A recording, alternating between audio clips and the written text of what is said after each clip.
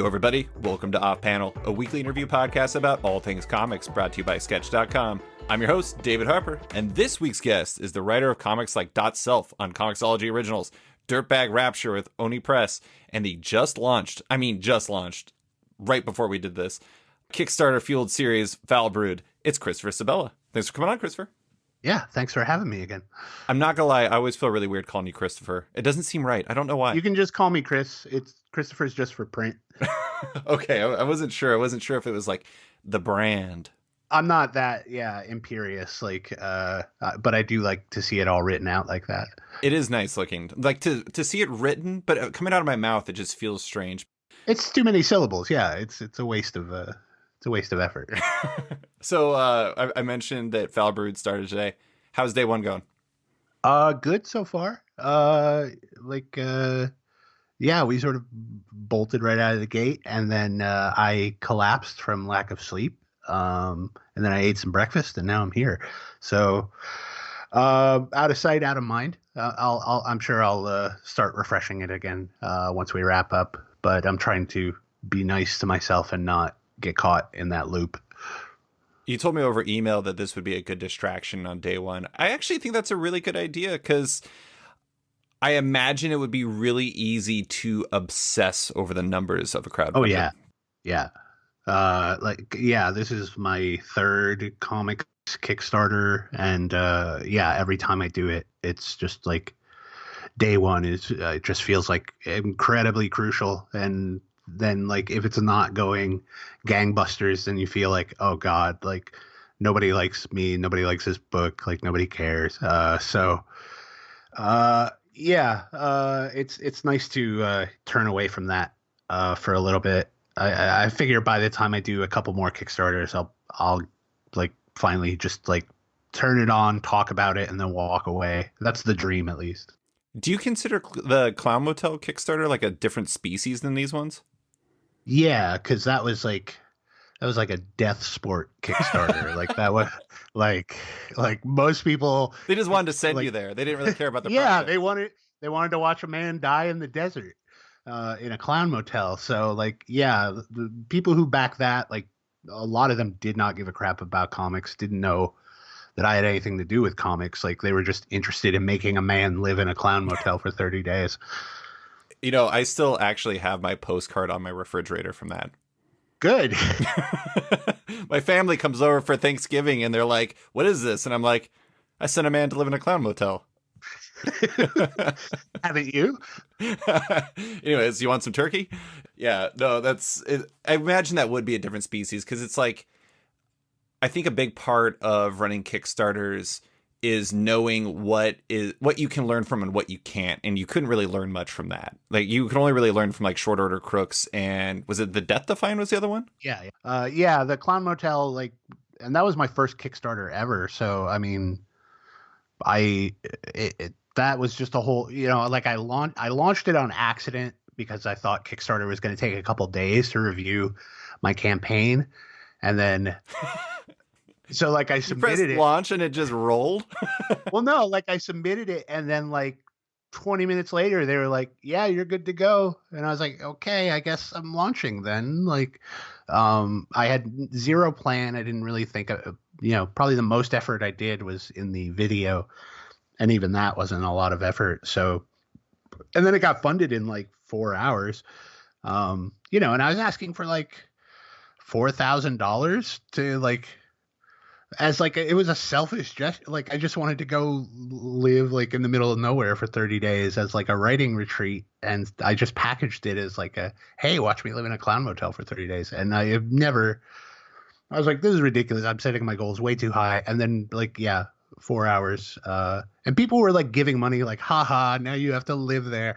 Like it wasn't like supportive. It was almost like I'm giving you money to like poke at you. I just think it's funny too because it's like you wanted to do that. Like it's not really getting you if you get what you want. But anyways, I swear my entire list of topics had nothing to do with the Clown Motel, so I apologize that I brought it up. Oh, it's fine. It comes up. You have a lot of stuff going on. I want to get into that because we're going to be talking about each of these projects, Dot Self, Foulbrood, and Dirtbag Rapture.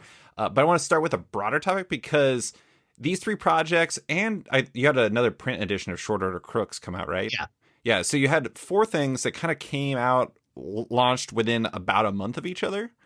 Yeah. Then bizarrely in my brain, I don't know why, it felt like you'd been off the stands for a while, but I was very surprised to learn on your excellent website, which actually has a chronological order of releases, that it had only been about 9 months since you'd finished Pantomime. What have you been up to since Pantomime number 3 came out in, I think, January? Like, has it just been developing these in the background and it just happened that these all came out roughly in the same window? Yeah, it was a total fluke. Like Dirtbag was something I started last year because I suddenly had all this extra money because I wasn't going anywhere because of lockdowns and I wasn't going to cons. So I had extra money and I wasn't I was just kind of like, I want to get something going and I don't want to wait for permission. So I had written the first script for Dirtbag and I really liked it, and I just reached out to Kendall and I was like, hey, I don't know if you're free and I don't know if you're up for it, but like I can't pay you an amazing rate, but I'll pay you like a decent rate to draw this first issue, and then we'll figure out what happens with it. Was this last year? Yeah, this was like I think last summer. So yeah, then we just started making a comic just for funsies, I guess. Like we didn't know what we were gonna do with it. But yeah, with Oni, I'd pitched them some books and they were super into Dirtbag, so they said yes to that right away. And then I was talking with them and they were like, yeah, well, we have some an opening that we're trying to fill with something. And I was like, I don't know if you're interested, but I have this Short Order Crooks book and it's complete and ready to go. And, we've been looking for a home for it. And I had actually talked with Oni was the whole reason I wrote Short Order Crooks, because initially they had been talking with Kelly Sue DeConnick about doing a cooking comic, and then Kelly Sue and I kind of collabed on it and came up with Short Order Crooks. And then by that time, Oni had already gotten another cooking comic going that was also about food carts, or it was a book that was about food carts. So I was like, okay, I guess it's not going there. And then, but I guess that book never happened. So I just had my food cart cooking book ready for them. That was kind of fateful.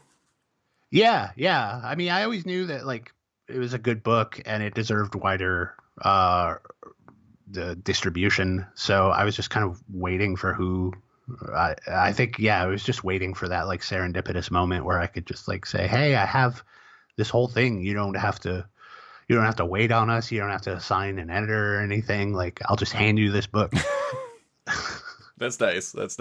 I also, it is funny. I don't know why, but I felt like they would be just a good home for food books. And I didn't even know that they had another food book in development. I knew that they did Space Battle Lunchtime, but that could not be possibly more different than Short Order Crooks. Yeah. I hadn't, until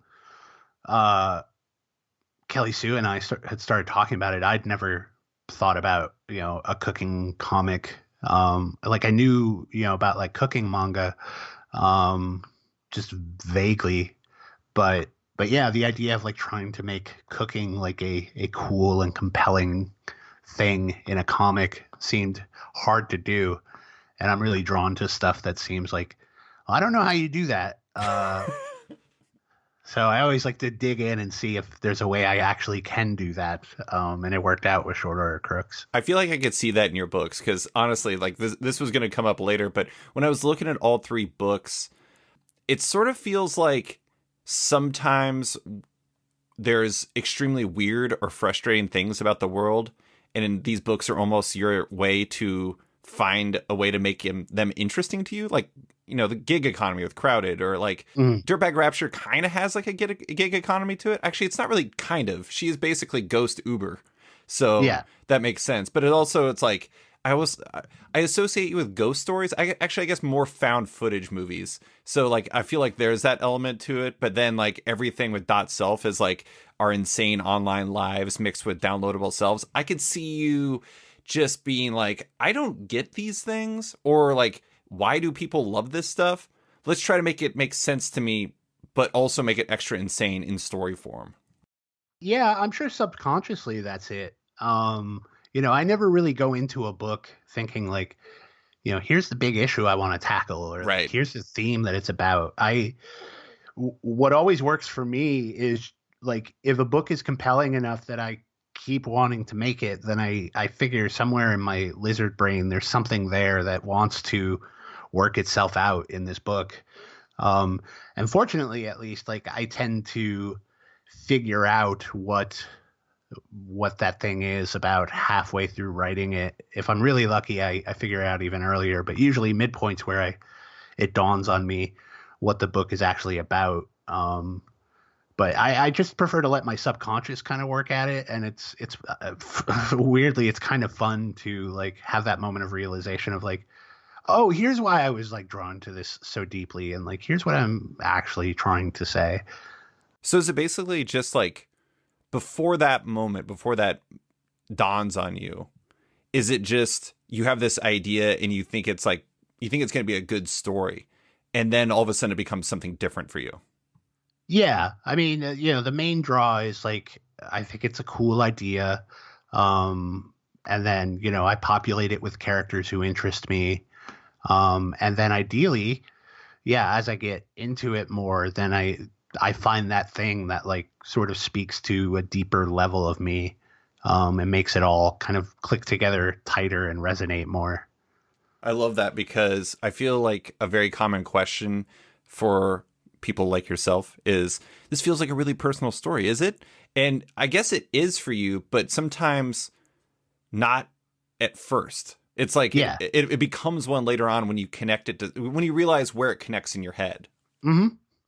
Yeah, that's a lot of the fun of writing for me is, it's like, yeah, peering into my head and seeing like, oh, these are like, here's something I've been like quiet, like obsessing about, and I haven't, been actively poring over that. And now I'm reading it in the pages of my book, and it recontextualizes it and helps me, I don't know, I guess at least know it's there, if not deal with it. Yeah. Yeah. I mean, a lot of times I think people don't really realize what they're doing or the meaning for what they're doing until like later on, when you're like, oh, this isn't even really about that. I'm like, I'm cleaning my house because I'm stressed out or something like that. Not to compare you writing to cleaning a house. It's obviously a dramatically different thing, but flashing back. Okay. So we were talking about how, those two books kind of came together summer of last year. I'm pretty sure that was around the time where Dot Self started coming in together. I feel like Foulbrood has been in the ether for a long time as just like the B crime book. Like, I feel like you've been talking about it on Twitter for forever. Did all of these kind of come together as pandemic books? To some degree. With Foulbrood, it was a much more complicated road. Like, I had the initial idea for Foulbrood, I think sometime in summer of 2017. Oh. I actually have specific emails to editors, or at least one editor, and I went back and found it, an email I sent him saying like, hey, have you seen this story in the news about this guy who got caught stealing bees? I was like, I think there's something really cool there. And he's like, and he wrote me back. He's like, yeah, that could be interesting. And that was like the day I read the story that like sort of gave birth to Foulbrood. And ever since then, I've just been trying to figure out what it is. Yeah. And then I finally wrote the first issue, 2 years ago. And I started working with some people, and it didn't work out. I think it was just like a bad fit for a lot of us. So I had to step back and kind of clear the board and figure out like, what do I really want to do with this? I guess Foulbrood is a pandemic book because Claire Rowe and I were supposed to start working. We were all set in about March or April of 2020 to start working on a book about a pandemic that kills like 100 million people. Oh no. Yeah.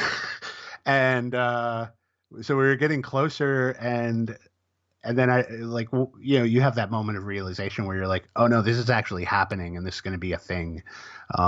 It's not something you can like wish away and go like, oh, it's not gonna like, it won't affect us. Like once it became clear that COVID was a real thing, then I reached out to Claire. I was like, hey, I think it might be a bad look if we do a book about a pandemic that kills a bunch of people while there's a pandemic that's killing a bunch of people going on. And she's like, oh, you're right. That's a good point. So, so then I had Foulbrood, and I was like, and I really like, Claire is like one of my dream collaborators. Working with her on Welcome Back was like one of the best experiences I've had in comics. So I've been trying to get something going.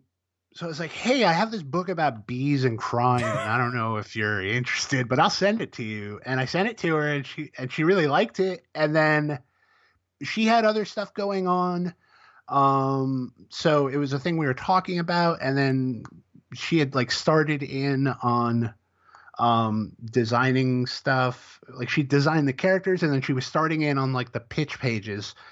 And I was going through a weird mental thing, so I sort of, especially with emails, I can be really bad at replying to them in a timely fashion. And then it gets to the point where you're just like, you feel haunted by them and your lack of response. So that was very much a situation. And I was like, I have to write Claire back. I have to write her back. And it was like 2-3 months had passed. And then I want to say in like February or March of this year, I get this is like after 3 months of us not talking, I get an email out of the blue from Claire. It's all it has is 2 GIFs in it of Aaron Roberts, I think from American Horror Story Coven, saying like, I bet you thought I was gone, bitch. And it was the inks to all 26 pages of the first issue. Yeah. And I was like, what? And it was amazing. Yeah. She had just been quietly working on it. And she just sent me the whole first issue. That's amazing. Yeah. Claire basically willed it into existence. Pretty much. Yeah. If it wasn't for Claire, like we wouldn't be talking about it because, I think I definitely needed her energy to kind of push us to the point of it being a real thing. Well, I feel like that's kind of one of the, I don't know, things you need in creator-owned comics to a certain degree is, unlike for hire work, you're not like working on an assembly line that has all these deadlines and everything like that. And ideally, if a creator-owned book is going to go right, you want everyone to be invested in it and to kind of lift each other up when you need, like when the other person needs lifting. And clearly Claire was just like, well, I'm going to do this and we're going to see what happens. And then she comes back and you're like, all right, we got to do this now. I do think it's also funny that I mentioned, I was like, you're off the stands, like, where you been? But in secret, you're like, I have so much stuff in development. It is ridiculous. And, we just don't know.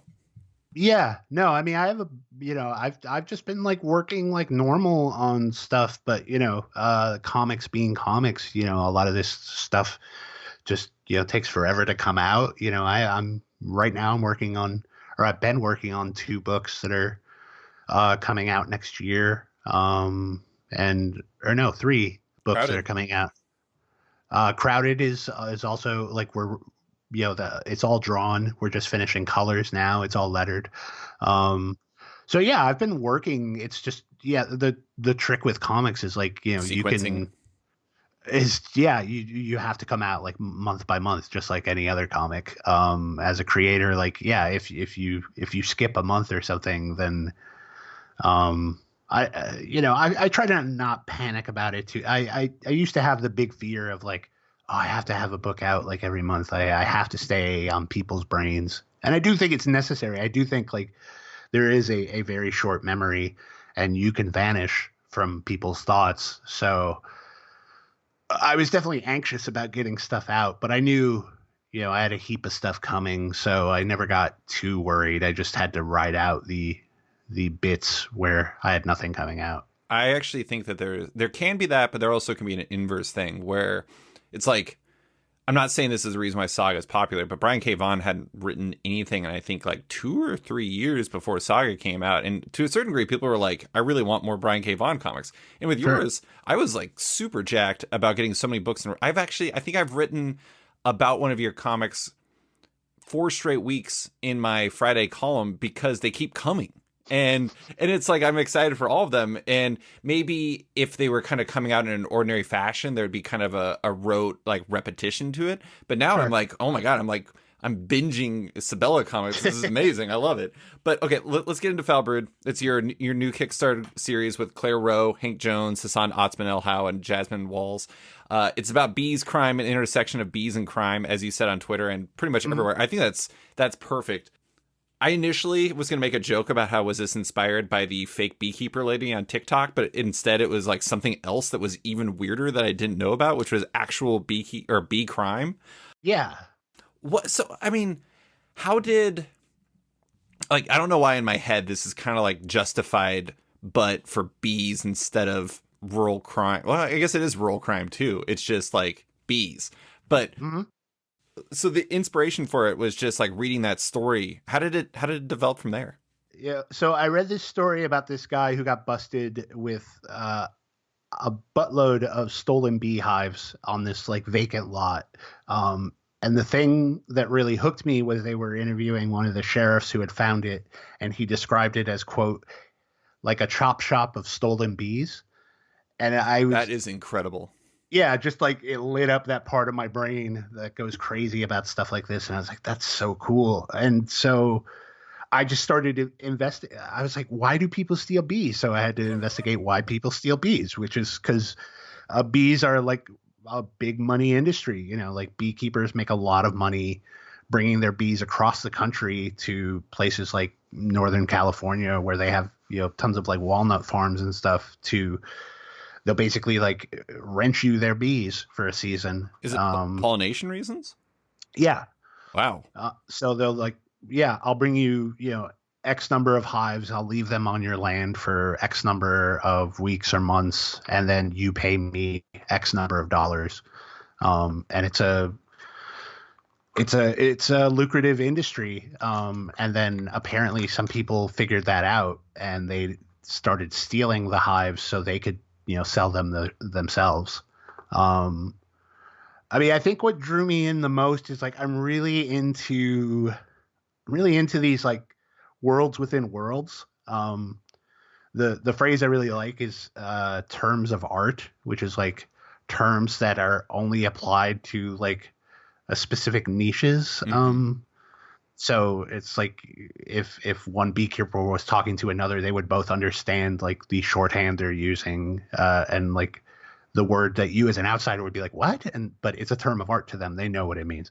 I'm really fascinated by these little tiny worlds within our world, and beekeeping just seemed like it was just a world I did not understand at all, and I really wanted to.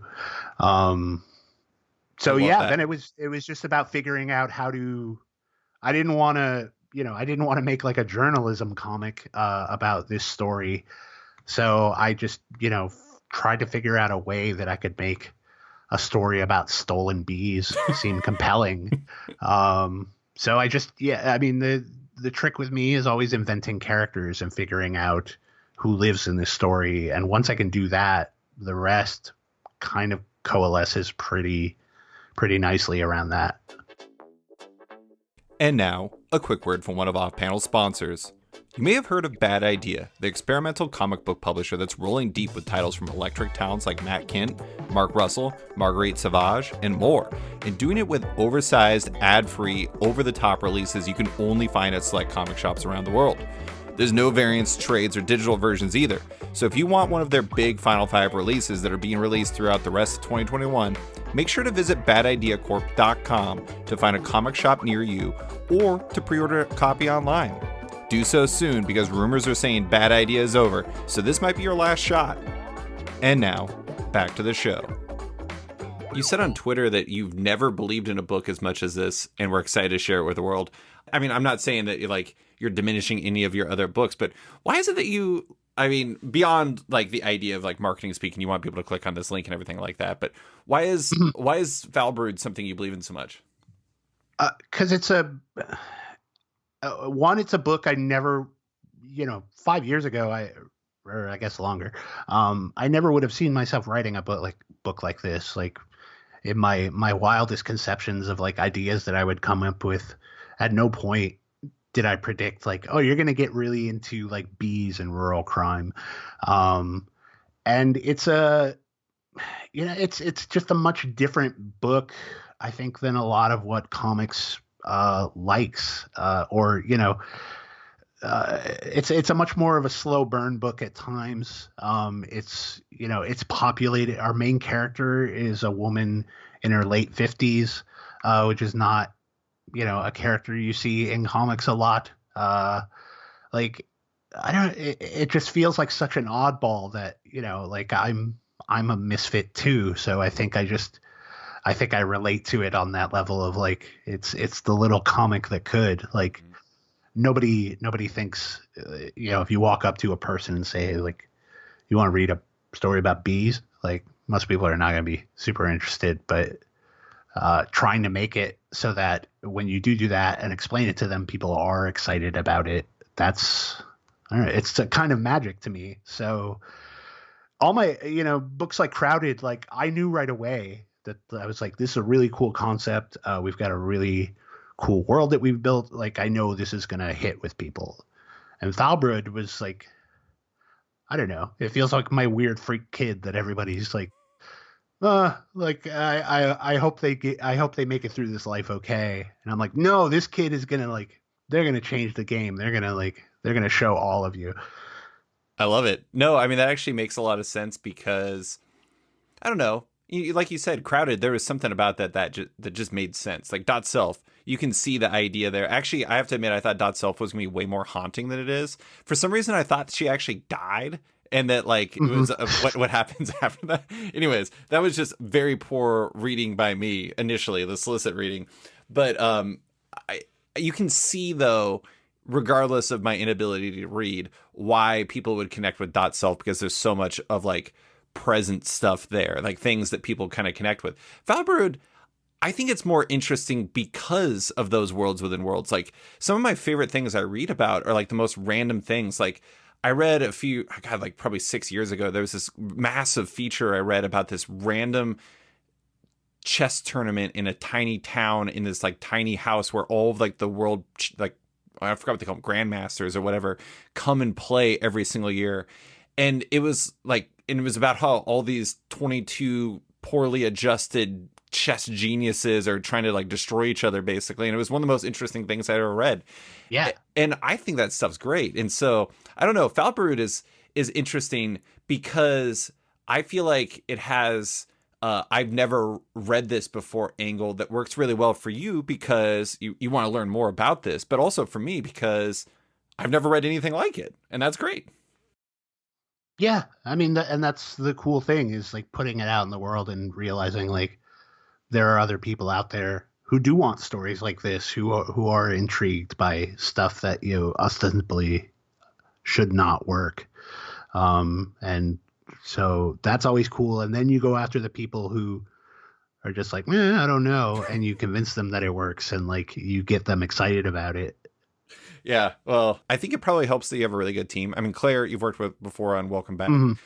Hassan Otsman El How, you've worked with on Shanghai Red. Have you worked with him on anything else? Yeah, he lettered Short Order Crooks. That was the first time we like met and worked together because I had kickstarted the book with me as the letterer. Yeah. And Haas had reached out to me, I think after the first issue was done, and he was like, "Hey, he's like, I'm a letterer, and like I might be mischaracterizing this, so apologies if I am, but I believe the tone was like, hey, I'm a letterer. I'd love to get some more credits under my belt, and this looks cool. Like, would you want to work together on this?" And I was like, yes, please, because like after lettering an issue, I was like, I suck at this. Like, I don't have the grace that is required to be a good letterer. So I said, yeah, cool. Like, and the moment he came on, it was 20% better book. He's really good. So he's worked on Shanghai, Test. He did do Test, yeah. What else? I know there's probably another one that I'm forgetting, but yeah, Haas is, I mean, obviously everybody knows that Haas is great. But now, I think you always work with really good letters because Aditya is lettering.self, right? Yeah. Yeah. I mean, that's you couldn't ask for better letters than Haas and Aditya. Yeah. And I'm trying to, sort of broaden my scope in the world of letterers to see, because for a long time I was like, well, I can letter my books. Like, I don't need a letterer. Until I finally like stepped back and I was like, dude, you need a letterer. Like, so yeah, I'm trying to. It's a sneaky skill because like if like you can sit down and do it, and do it capably, but that doesn't mean like you're doing it well. It's such a subtle like line between like capable and skilled. And yeah, I've been lucky enough to work with letterers who leaped right over that line and are just sublime at it. Yeah. Well, I mean, between those two and Hank and Jasmine, who I don't believe you've worked before, I don't know. It seems like Foulbrood's got a great team. Like, what made, obviously, Claire was, you had your story with her. I mean, what made this the right team for this book? I don't know. Like, Claire and I had talked about colorists and who we'd want to get. And like Claire kind of talked about what she was looking for, and I thought also it was important that we have because our main character is Black, that we have a person of color like actually working on the art team. And Hank I had known of through some friends of mine as a colorist, and he was someone I had on my radar that I had been wanting to talk to. So I sent his stuff over to Claire. I was like, well, what do you think of this? And she's like, oh, yeah, this would work. So yeah, he's good. I reached out to him and he was available and excited to do it. And Jasmine, I think I just ran into Jasmine on Twitter, and saw that she was an editor. And I've really been trying, it's hard to bring in new people to the industry.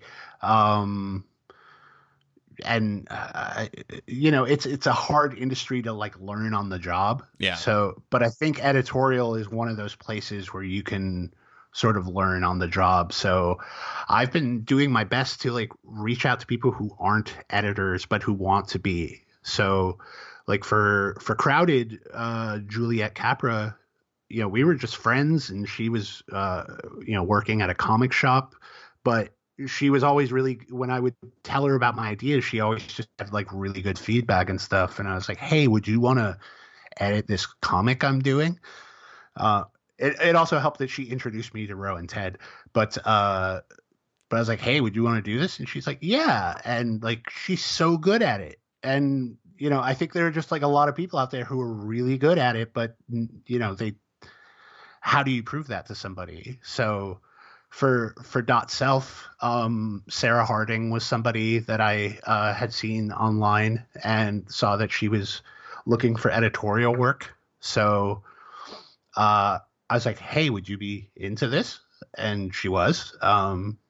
So yeah. And then with Jasmine, somebody I hadn't worked with before, but like, I was like, she had worked with Mark Bouchard on It Takes Luke, which like just came out. So yeah, a lot of it was online, but it was people that I'd sort of just had on my radar, and I couldn't really figure out what I was going to do with them. And all of a sudden it just made sense for Foulbrood. Yeah. I imagine for a lot of editorial stuff, especially for a book like this, it's less about what an average person's idea of lettering would be, editing would be, which is just like doing lettering passes or like making sure everything looks right. But even more so, it'd probably be kind of a sounding board and somebody to kind of like push you on ideas and things like that. Is that kind of what you're looking? Because when you have somebody that hasn't really done it before, you probably get some perspective that wouldn't be so, I'm trying to think of the right way to phrase this,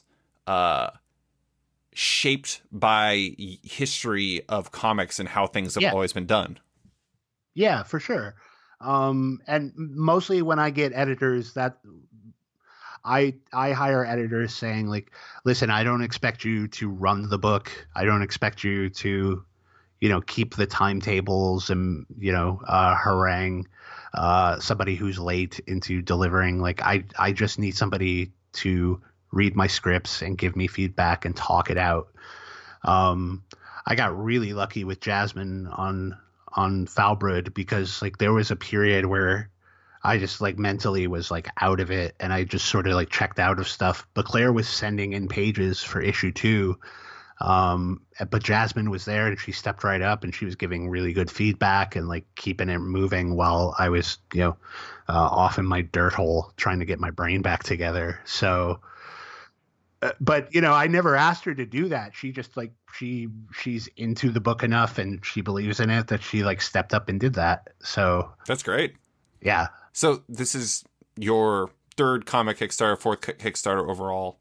Mm-hmm. They're very stressful. Why did you want to go back to Kickstarter for this? Just the right place?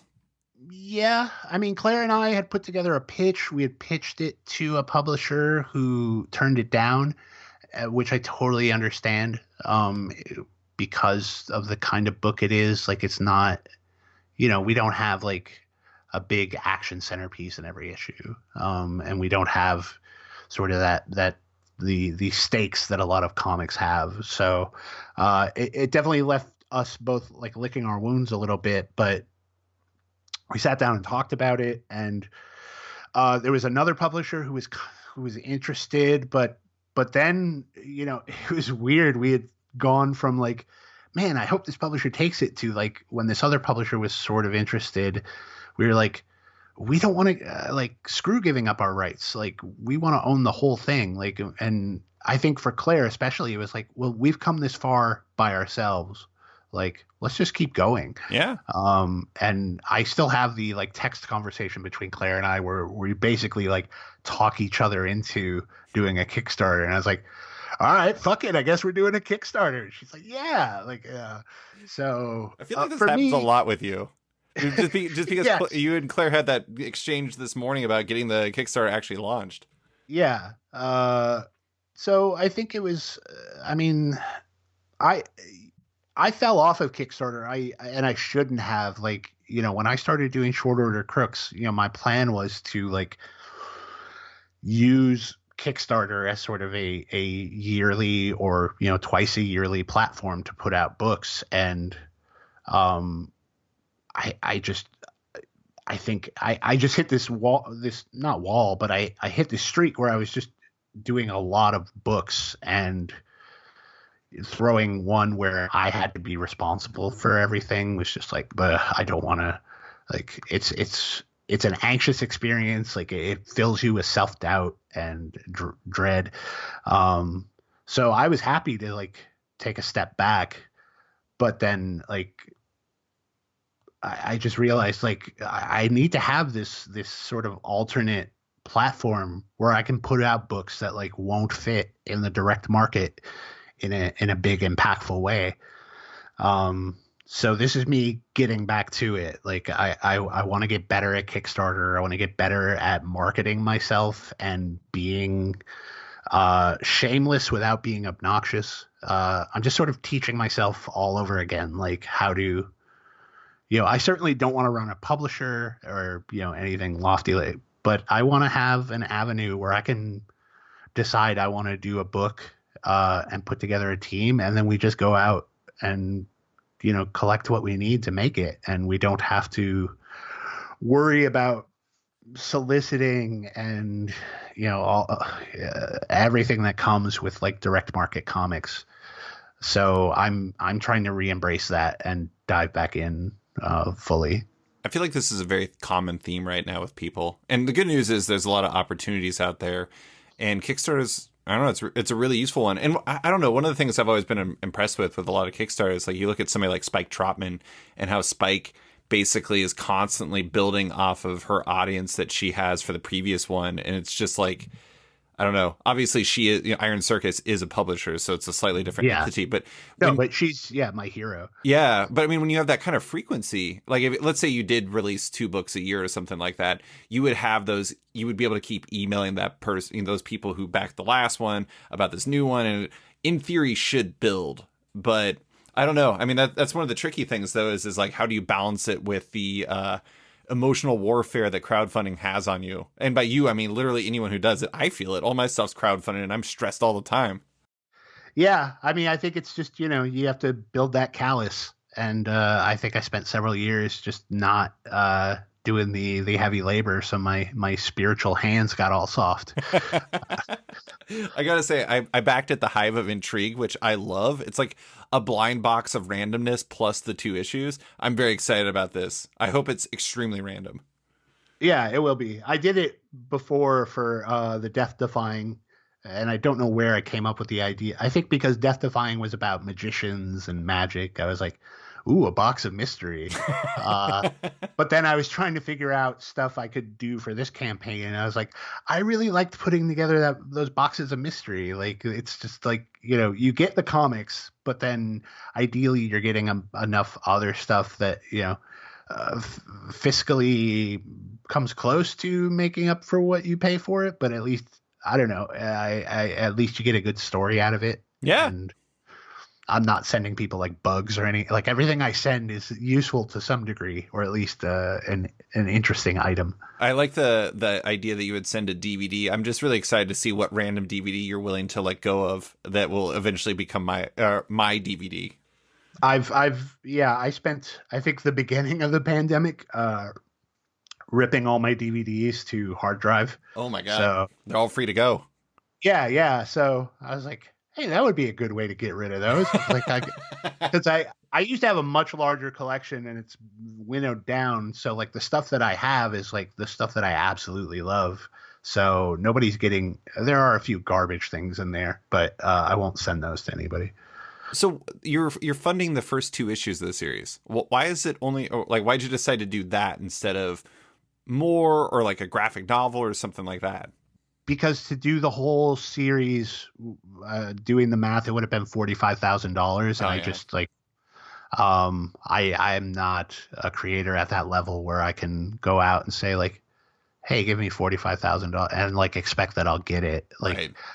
It's crowdfunding is still a slog for me at times, so I wanted to set a reasonable goal.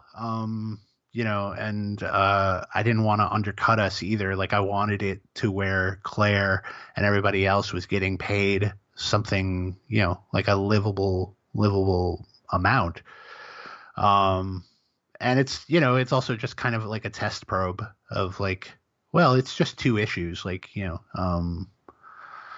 I don't know. There's a whole scene, I went back and forth on this stuff so much, and ultimately, like, $15,000 didn't make me as anxious as $45,000 made me. Yeah. I hate to reopen wounds. I apologize about that. No. If you didn't, like, they're still there. Like, if you didn't do it, I would have picked it open myself. So. Okay, so I have a patron question. Wesley Gift asked, what prep work did you do to ensure the success of this Kickstarter? Lining up podcast interviews, scheduling social media posts, posting flyers in comic shops, paid digital ads. What are you doing? None of that. Talking to me. I'm tweeting mostly. Yeah. Like I just use Twitter basically. Like I still haven't gotten my newsletter up and running. I'm very not good at like marketing in person. So I don't. I don't know. I just feel like a large majority of my audience is on Twitter. Or, I mean, the ones that I talk to are on Twitter, like, and so those who I see are people who are willing to support me, and support these ideas I come up with. So, yeah, I mean, well, that's one of the things behind me doing this is like, I want to learn how to get better at, doing these things. I didn't manage to do it, but I wanted to do like a press release and like actually like send it out all official. And I'm still digging into what all that takes. So I'll be ready for the next campaign. But yeah, this one was just sort of like a learning expedition of figuring out what I could be doing better, but not necessarily doing any of those things. Let me just say, I don't think it's too late to do a press release. And if you did do that, comic sites love running press releases. It's not a bad idea. I mean, I think I'm not trying to put work on your plate, but it strikes me as a good idea. Yeah, I it's still something I want to do. So now that the like campaign is live and I don't have to panic about cutting together a video or any of that stuff, like I have the time to do it. So yeah, maybe that'll be my thing I conquer this week. I do think one of the weird things about crowdfunding versus, I mean, granted, I've never actually published anything, but just in theory, is that I feel like crowdfunding feels like you're not just marketing your book, but you're marketing yourself versus when you're working on a book where it's like at Oni or it's at Comixology Originals, you're just kind of talking about the book and your personal value is not kind of worked in there. And I think that's part of the reason why promoting stuff that's funded is a little icky sometimes for people. It is for me. Like my wife makes fun of me because I constantly seemingly talk people out of like engaging with my stuff instead of actually engaging with it. But I imagine that probably is, part of what you're trying to get over in this process. Yeah, I want it to be, like again, Spike Trotman is like my hero as far as like this, like as far as like crowdfunding comics goes. Like she makes no bones that like she makes really good books and she will talk long and loud about them and people respond to that. And she has that history to back her up. She won't, you can't look at Spike's, at Iron Circus's like, publication history and go like, like they put out quality books every time they do. And then they move into stuff like animation and like kill that too. So, like I'm just trying to, I guess, as much as I hate putting myself front and center, like I would much rather just hide behind my books and let those like, but ultimately like, this is what you sign up for. If you want to be successful in a creative industry is like, you have to sell yourself to some degree. And I've never been good at that, but I guess I'm going to figure out how to or die trying. You're on your way. And now, a quick word from one of off-panel sponsors. Macroverse is a next-generation digital comics platform, and one with an astonishing number of comics, with currently over 50 series from over 100 creators on their app, with a 5-star rating both on Apple and Google's app stores. Download the app and binge all their titles, including the Eisner-nominated Remind from Jason Brubaker, Lisa K. Weber's Hex 11, which has been described as Harry Potter meets Blade Runner, or the new queer supernatural adventure series Husk that launches on November 1st. It's just $4.99 a month to subscribe to Macroverse, with proceeds directly supporting the creators on the platform. Keep an eye on the future of Macroverse 2, as 2022 is going to bring an epic upgrade that offers a new level of digital collectability and more, with early adopters able to sign up for more information at macroverse.com. And now, back to the show. Let's talk about Dot Self. 5-issue miniseries from you, Cara McGee, Rebecca Nalty, Aditya Bidikar, and Sarah Harding. Here's the solicit. I'll do it for you. Okay. Postscript backs up everything about a person into a file ready to be loaded in a printed body that offers one final chance to wrap up loose ends after they've died. When Nat Winter's postscript gets hacked and her file is torrented, her seemingly perfect life gets set on fire by the tweaked copies of her running around the world, chasing down their own versions of their deferred dreams. First off, I just want to say, the first issue is great. I really, really enjoyed it. Second off, I would never in a million years would use postscript. It sounds like an absolute nightmare. Absolute nightmare. Yeah. I'm kind of into it. But that's, I realized like what appeals to me about postscript is like, I've always wanted to be a dude who keeps a journal or a diary. Like one of my great life regrets is like, I've never been able to consistently like keep a diary and keep a record of like, because I just think that would be super cool. I don't know that I'd ever go back and read them, but it would be nice to just like have them if I wanted to.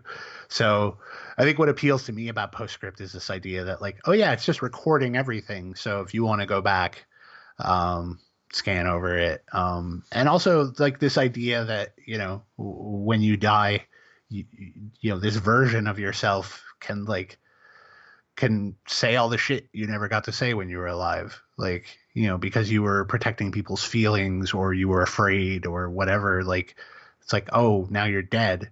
You can pretty much just like do whatever you want. Like you can be your truest self, if only for a couple of hours.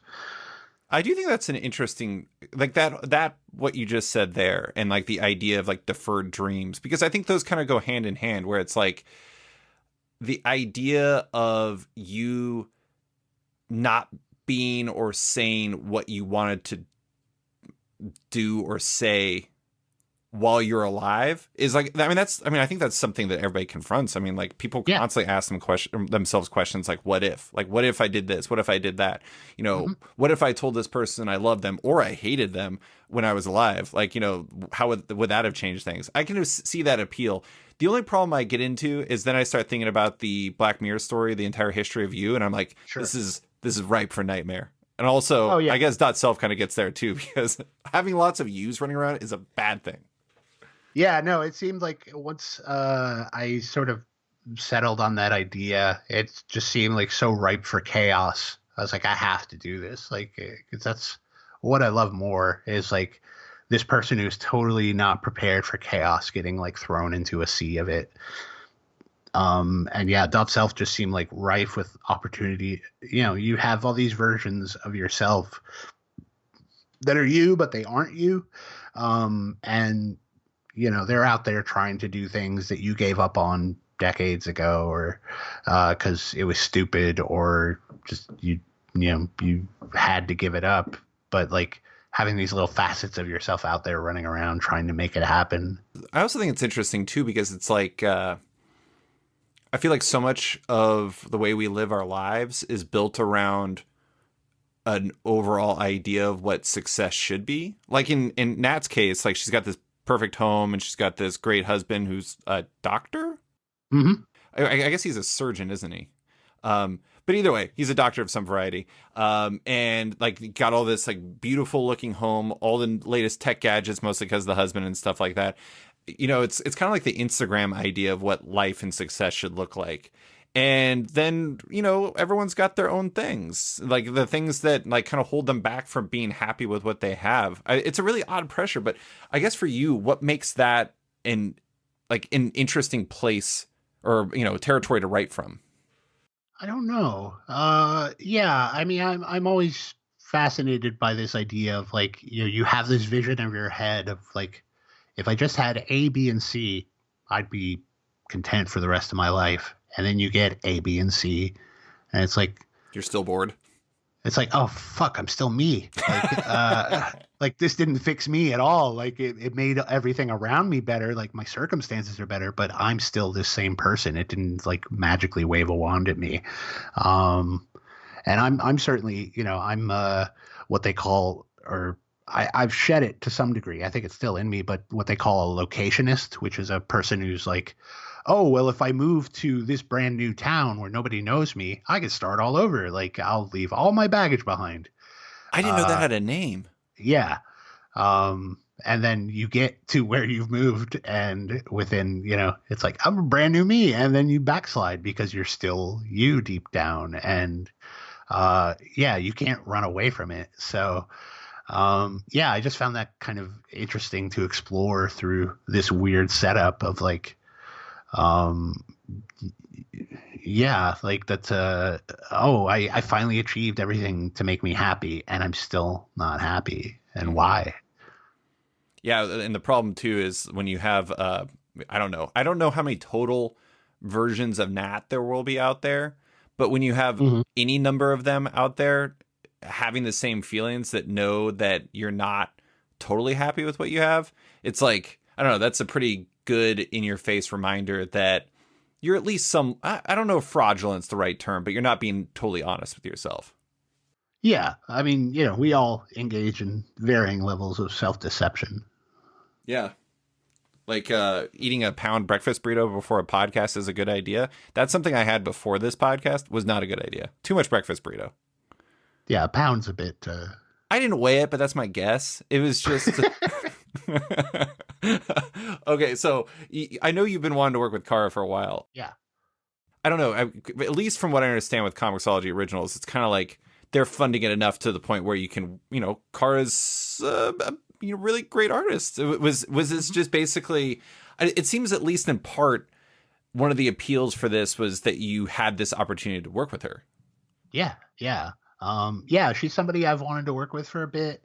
I've always loved her stuff. Like, I read that book Dodge City she did with Josh Trujillo, and I loved it. And I was like, why am I so into a book about dodgeball? But Worlds within worlds. and I had met her at a when Black Crown was still a thing. Oh yeah. I had met her at a Black Crown dinner at Emerald City, and she seemed like really cool and chill, and like, I was like, yeah, I'd love to work with her. There's no way I can afford to pay her though.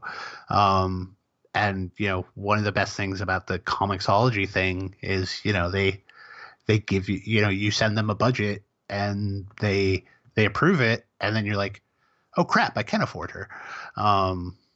So yeah, it was just like, I got a golden ticket, and Cara was who I wanted. And also because like I had no idea what this book would look like with her drawing it. And that really made me excited. Like I knew what her style was like and what she does. And I wanted to see what she did with this. I would just give her a script and be like, okay, here you go. Like, and then it was always exciting getting pages back, seeing what she did with what I sent her. So yeah, it all worked out crazy well. Yeah, she's a really good storyteller, but she also has like a lot of attitude to her characters. Like I think Nat really, not that she wouldn't have otherwise, but Nat really comes to life because of her art. Yeah, for sure. I got to give you credit though. So Dylan Todd designed the logo, but you designed the actual book, right? Yeah. I know that you sassed yourself as a letterer earlier, but you're a very good designer. Good job by you. Thanks. No, I definitely feel much more capable in my design hat. I spent a lot of time working as a graphic designer, and I was terrible at it, because it was a job. But the moment I got into writing full time, then design became like my fun. It was the fun thing that would let me turn my brain off. And I couldn't afford to hire a designer for my books when I was starting. So I was like, well, I sort of have some of these skills. I guess I should figure out how to apply them. And I love it. Like, it's just so much fun, like putting together an aesthetic for a book. It's hard too, because like every time I have to make a new one, it's like, oh crap, like I've used up all my good ideas. I don't know how to present this. But was the user guide all you? Yeah. Good job. Thanks. Yeah. Sometimes I get crazy ambitious. Like that was probably the stuff I did for Dot Self was like my most ambitious design stuff. Like I've never designed a full like user guide to a fake technology and like, tried to make it like a weird Apple catalog or something like, but I wanted to sort of build out the world without like screeching. There are definitely points. I mean, I even mark it at one point in the story where the story goes into exposition mode. But I didn't, it's fun if you do it once. If you do it twice, then you're just like abusing the privilege. So I wanted to have like build out that world outside of the book. So if people wanted to dig deeper, here you go.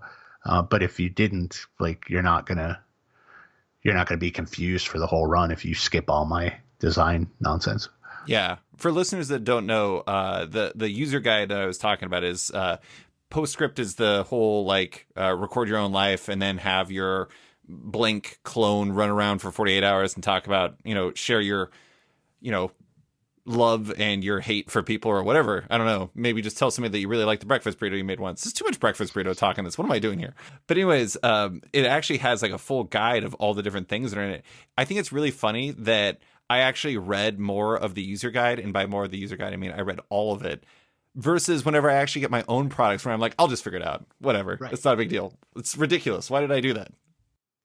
Because made up products are more fun to read about. Like, I don't know. Like it was weird trying to straddle that line between like having it be fun, but also having it feel like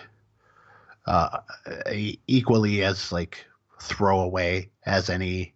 Like, yeah, I just got a new phone, and like I just like chucked the whole box. Like, I was like, I'll figure this out. Yeah, whatever. I've had a phone before. I can figure this out. You just eat this thing, right? That's all Right. you do for the postscript. It'll sort itself out in the end. Yeah, yeah. I do like that though, because I think that sometimes these types of books that work with like a different type of technology, it's like sometimes you open up the whole thing because you have this idea. Like in Crowded, it's like what is it, Reaper and Defender? Mm-hmm. I bet when you first came up with that idea, you had one idea of what it's going to be, and then you started digging into it, and you're like, this could be a lot of different things. And I imagine that would be the case with Postscript too, because it's like when it's a fake technology, you can kind of do whatever the hell you want with it. Yeah. And Crowded was a huge education on that, because when I would do the recaps in front of the issues, and I would try to make the recap appear as if it's coming from in-world. Yeah.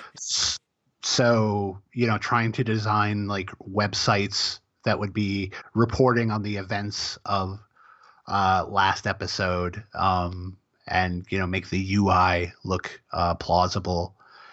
It was so much fun, like just trying to, build a tiny little window into this world that, like, if you skip it entirely, you're fine. But like, if you want, it just adds a little more shading. It's like a side quest in a video game. I also like with Dot Self how like you worked in common looks from actual technology. Like you had the thumbprint like you would get on an iPad, or like your computer to get into your computer or your iPad. And I just thought it was funny that I was reading it on an iPad and it was telling me to like this is where you would do it. There was just some sort of like reinforcing this is logical type of thing that's going on to it. It worked out really well. Thanks. Okay, let's get into Dirtbag Rapture. That's where we're going to close. I'm going to be honest. If I had to pick one of your titles right now, that's my favorite. I love Dirtbag Rapture. Cool. It's great. Yeah, I love it. It's your only book with Kendall Good, Gab Contreras, and Jim Campbell. Mm-hmm. Here's a solicit to number 1. Where do you go when you die? Kat, a stoner with a flexible moral code, can answer that, and the answer is not very far. Unfortunately for Kat's peace of mind, a near-death experience has left her with the ability to hear and see ghosts, as well as take them to her mindscape so she can bring them to locations of their choosing, essentially playing transporter to the deceased. But when Kat discovers she's the key to a demonic plan to screw up the whole world, she is forced to take an active role in the battle between good and evil, and she's not thrilled about it. As I said, I love this comic. It's fantastic, but I read that this was inspired by a joke you made that you realized would be an interesting premise for a comic. What was the joke? I'm very interested. I was just, dicking around on Twitter, and there was a thread going on. I think Jackson Lansing was in the thread. I know Chris Conroy, the editor at DC, was in it, because he was the one I replied to. Was this the Frighteners mixed with something else thing? Uh-huh. Okay. Yeah, it was somebody had started talking about vaping, and then Chris Conroy made a comment about like ghost sucker or something, like and then I replied, it's like the transporter meets the Frighteners. And I was like, haha, hit send, move along. And then I remember I was sitting outside my coffee shop, and I remember packing up my stuff and walking back home and thinking, like, that's actually a really good idea. Like, I think there's something really cool there. And yeah, I sat down and worked on it. And I think, I had pretty much like built out the whole world pretty quickly. It's just one of those things that, like, you open the first box and then it opens all the others. And like, yeah, it was just so simple. It was like, once I figured out, how the world works and how ghosts work and how her brain works, and who Kat was, then yeah, it's kind of just like standing back and letting all these pieces you've built like slam into each other. This is why I think it's really funny that people, I mean, I'm not saying that they're wrong to think like this, but a lot of times we get obsessed with where ideas come from. And so far, 2 of the 3 answers have been, I read an article about people doing bee crime. And then the other one was, I made a joke on Twitter. And it's like, you can't predict that. It just happens. Yeah, no, like, yeah, I mean, I think you just have to be open to these things. Like I certainly can't force it. And I have tried, believe me, but, yeah, you just like, I think everybody has that thing in their brain that just like kind of lights up when they touch on an idea that sounds cool. And the hardest part is like following it through is like, well, the hardest part is remembering it. You have so many like weird idle thoughts, and I have like at least, one thought a day of like, oh, that'd be cool. And then I move on and forget it. And then like that night I'm like, what the hell was that thing that I thought was super cool? I can't remember it at all. So yeah, just like, it comes from everywhere. Just the weird places that ideas can pop up. I try to, be an open vessel. I normally try to email myself whenever I have a good idea, or at least an idea that seems functionally workable. The problem is most of mine come at night, and I've now banished my phone from my bedroom, because I felt like it was messing with my sleep. And so far, I've been getting much better sleep. So it worked out. But at the same time, now I'm in a situation where I'm like, God, I have to remember this until tomorrow. And I'm going to say that approximately 0.05% of the time I remember my ideas later. Just doesn't work. Yeah. But I think, the ones that are really good stick around. That's true. The ones that you lose probably weren't that great. Like if you actually chased it down, you realize like, oh, this isn't like a book. This is like a, this is like a Jack Chick pamphlet. Like, yeah. It's not a tweet. Right. Yeah. It's something funny, but like, or something that seems cool, but once you dig into it, it's like, oh no, there's nothing under the surface. That's just what it is. So, okay, you had the Transporter meets the Frighteners, which is a brilliant idea. And then I mentioned earlier, it's kind of there's some ghost Uber to it, where she's Kat's taking these people who have been tethered to a specific spot when they've died and trying to take them to a place that makes them happier, a place near their people, a place near, I don't know, not where they died, which honestly, Who wants to stay there? That just seems terrible. I'm interested in... It becomes something a lot more. I have to admit, again, I'm terrible at reading solicits, apparently. I never read solicits, which is an awful thing, but it's true. Dirtbag Rapture at the very end of the first issue becomes something much different. It goes from, ghost Uber to this woman that's caught in a crisis between effectively angels and demons that she wants no part of.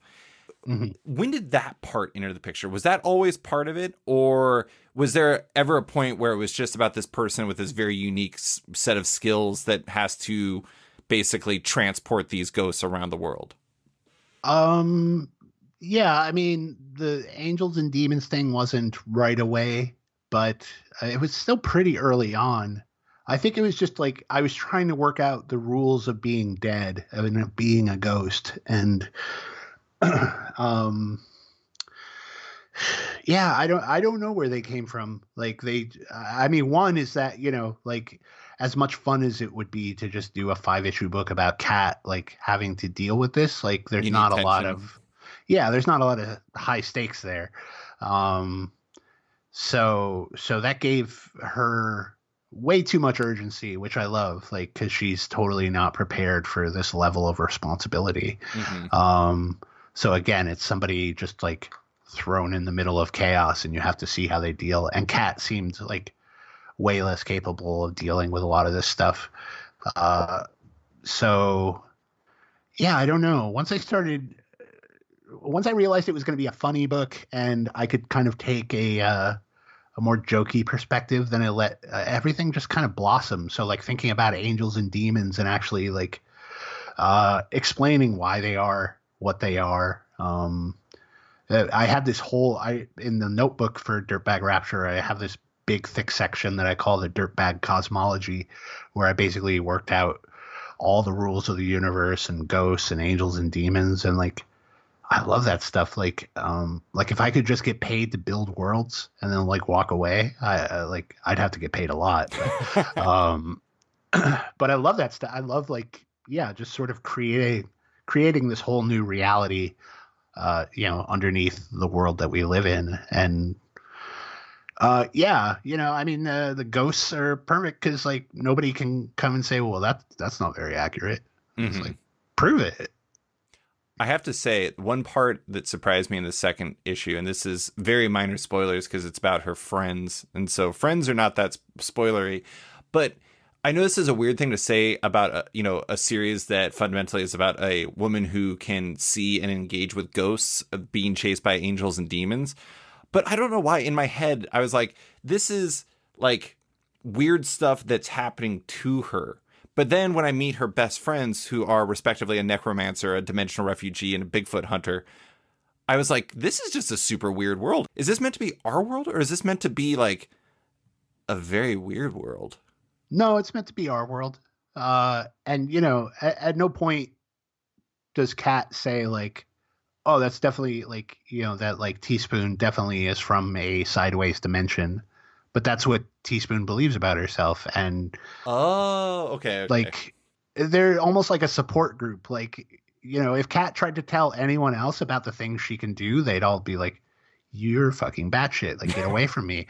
But if you tell your friend who believes that she can talk to dead batteries and bones, like if she calls bullshit on you, then you're going to call bullshit on her. Like, so it's this sort of like mutually assured destruction. Like nobody wants to go out, like, well, I can't tear your idea down because then you could just as easily tear mine down. I have to admit, it really crossed my mind that I was like, are these people actually these things? Or are they just like in a situation where, I mean, Bigfoot hunter, I mean, there are actual Bigfoot hunters. Sure. I don't know how many people are walking around saying they're dimensional refugees. There's probably a lot more than I can imagine. The necromancer one was my favorite, though, because the idea of her talking to broken laptops, that actually has a really useful skill set in reality. Yeah. I mean, I would love to do a book just about Prue. Because especially you find out that like she uses her abilities, that she's like working with the cops, right? And like all her friends are like, and all her friends are like, you're such a sellout. Like, I hate to say it, this is like the last thing I would normally say about anything you work on, but Prue's skill set sounds like something CBS would turn into a show. I'm here for it. I'll sell it to them if they want it. I think they already did it, though. Like, isn't that what the Ghost Whisperer was? Is it? I don't know. I mean, it sounds like something that would be called like The Profiler, but it's actually about a person who talks to bullets or something. Yeah. I mean, yeah, if they want to make an offer, I'll just sell them that little slice of it. I have to admit, I just said The Profiler. That almost certainly is a CBS show already. I don't even know. It's a show somewhere. It's a show somewhere for sure. But okay, so I read a quote from you where you said it's not every book that I can have as much fun writing as I did with Dirtbag, where I just decide to do something strange because it made me laugh and it worked. I love that.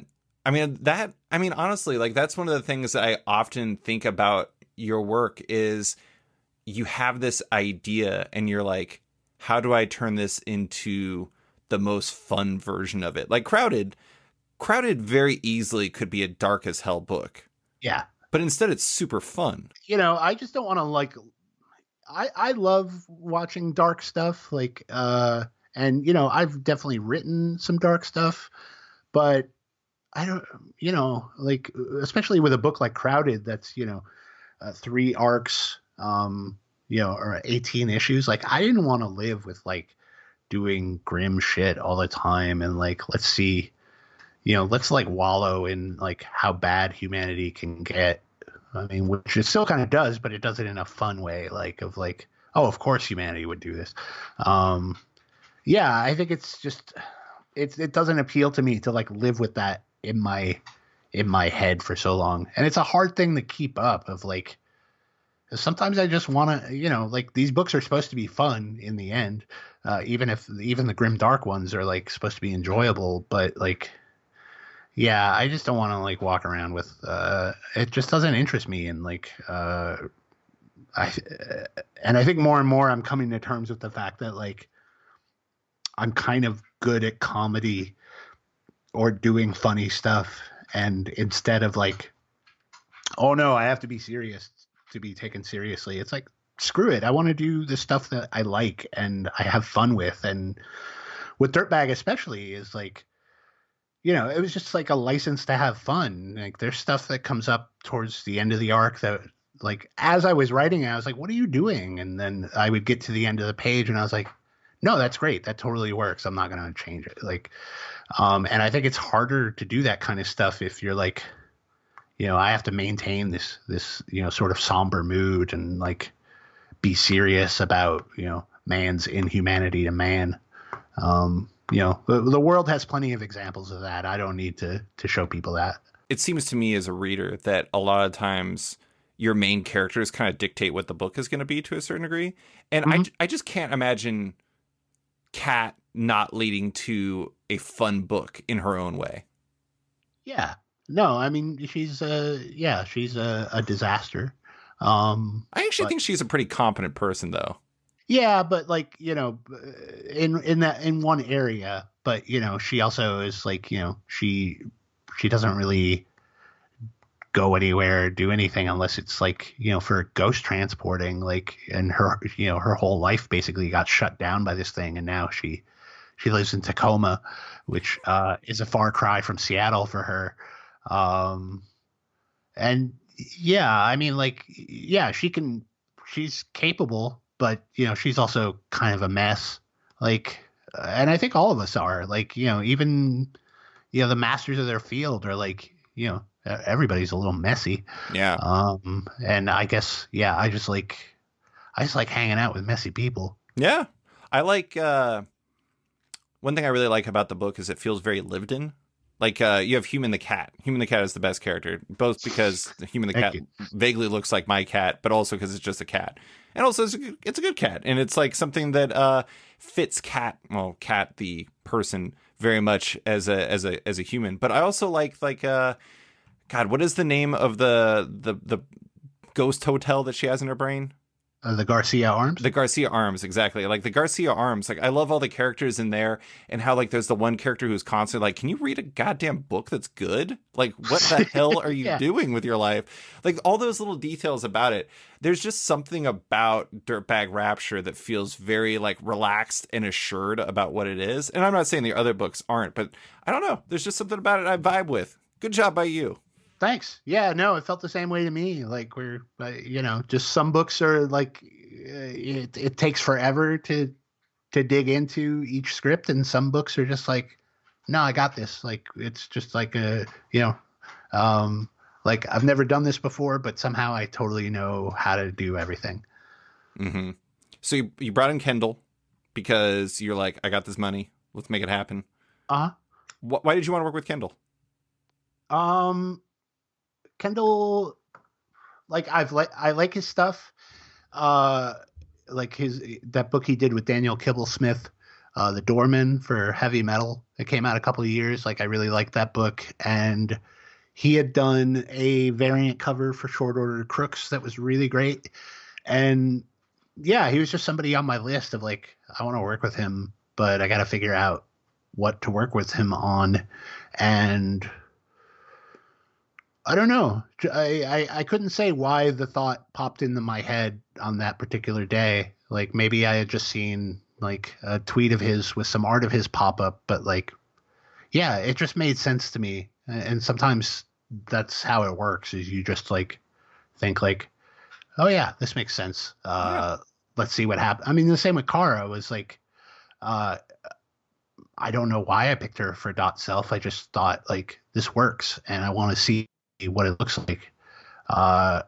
And I mean, like, Kendall, the moment he drew Cat for the first time, I was like, this is the dude. Like he totally gets it. And like he drew Cat perfectly. Like that's not how I envisioned her at all. But the moment I saw his sketches of her, I'm like, that's her. Yeah.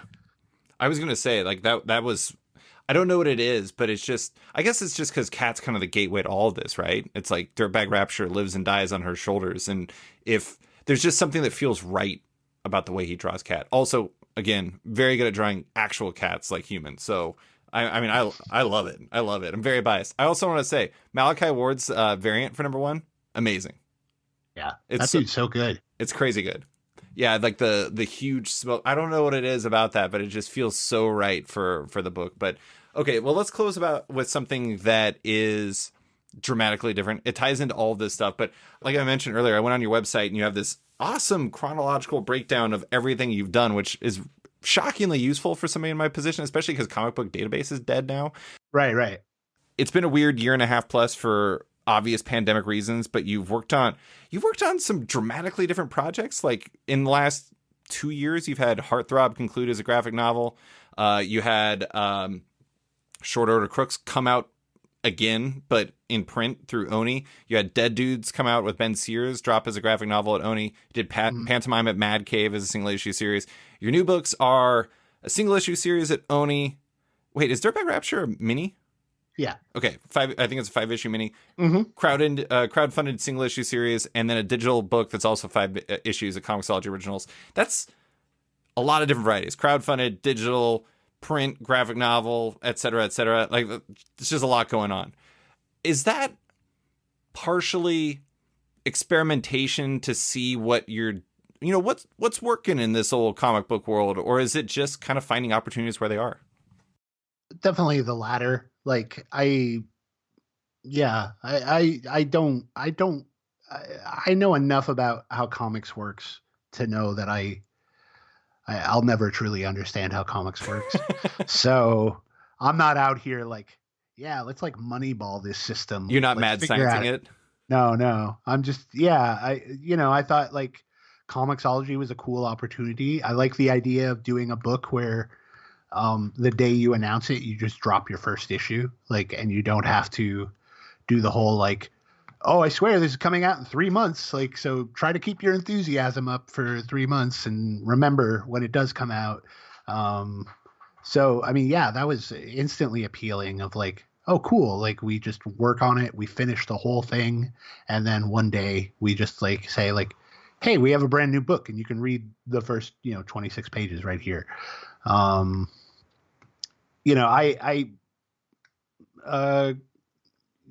Dead Dudes was a thing that we started working on as single issues. And I think it became clear to us after a bit, like, I think this just works better as a graphic novel. So it kind of evolved into that. But like, there's a whole OGN I wrote for a company over the pandemic that is eventually getting announced. The artist is still drawing it. And if you look at my Twitter, you can probably figure out who it is because I tend to retweet his stuff without having said anything out loud about it. So, I'm just up for whatever. Like, I think my new thing is like I really want to get into like trying to figure out how to do like just one and done shorts. I've been working on some like horror anthology type things where it's like telling one complete horror story in like 22 to 24 pages and then just release that. I don't know. It's all just a trial and error process. So I'm down to try whatever. You might not be moneyballing it, but it does seem like you're at least learning stuff from it because, the announce and release the same day thing always made a lot of sense to me. Obviously, that's impossible in the direct market. But the thing is one of the weird things about making comics in the direct market has always been, at least to me, is the fact that you have to promote it. I mean, you have to promote it like 3 times. You have to promote it when it's announced. You have to promote it around FOC, and then you have to promote it when it's out again. And it's like hard to maintain enthusiasm and keep getting people up for this stuff. And when something like your book, or I don't know, I was going to say Chip Zdarsky and Jason Liu's The All Nighter. That one was weird because it was announced and then it came out like 3 months later on Comixology, which kind of seemed like it defeated the purpose of it.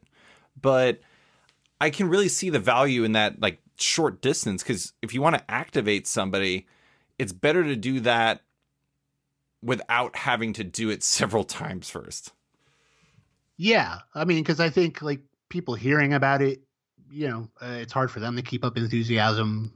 For me, or any creator, it's hard to keep up that same enthusiasm, especially, if you're like, yeah, issue 2's out today. Like, I finished writing this book 2 months ago. Woo! Like, so yeah, I don't know. It's all about managing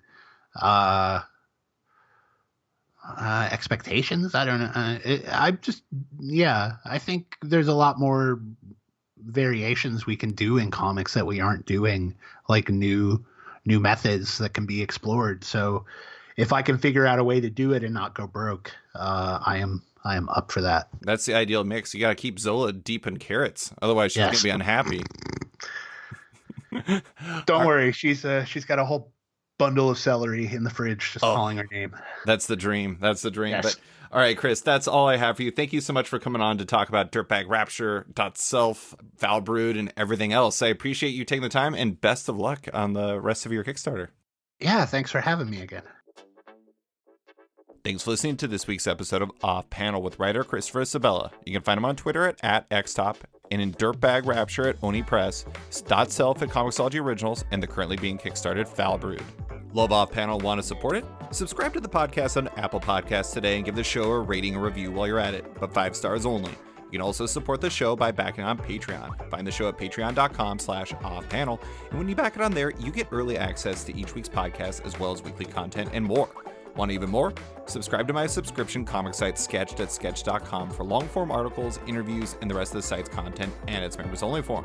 You can find Off Panel and Sketched on social media by liking on Facebook at /Sketched, following on Twitter and Instagram at @SketchComic, or following me at @SliceFriedGold. Big thanks to all my existing patrons, including Nicholas Palmieri, Capes and Tights Podcast, Klaus Van de Ven, Rent Narb Studios Comics, Brian, Submit Industries, Raj Patel, Jack Mulqueen, Kyle, Carl Kerschel, Robert Masella, Elza Chartier, Luke Nakashoji, Elliot Metz, Dr. Luke, Scott Hazelwood, Scott Bawan, Michael Tump, Canadian by Proxy, Johnny Cannon, Brad Rader, Carl Troy, Brandon DePillos, Patrick Brower, Declan Shalvey, Dan Garino, Josh Williamson, Adam Freeman, Ben Wild, Brian Klein Q, SB, Nick Bennett, Daniel Whitfield, Susanna Polo, Reed Hinkley Barnes, Mario Tiambang, AbductedTheComic.com, Andrew Carita, Matt Mahoney, Charlie Chu, Stefan Hall, Pensacola Pop Comics, Kim Eslin, Philip Myra, Christian Shelton, Kenny Porter, Chris Pacello, Torrin Grunbeck, Fuzz Bubbles, Christopher Todd, Transmitter Down, Waltz Comics and Books, Carl Mazel, Danny Ollie, Paul Salates, Akil Wilson, Alex Dimitriopoulos, Terry Dodson, Wesley Giff, Sean Kirkham, Alistair Ross, Julio Anta, Brett A. Schmidt, Jason Goodmanson, Paul Reinwan, Vita Ayala, Tara Ferguson, Dave Slusher, WMQ Comics, Akil Kokachi, Sean Pinello,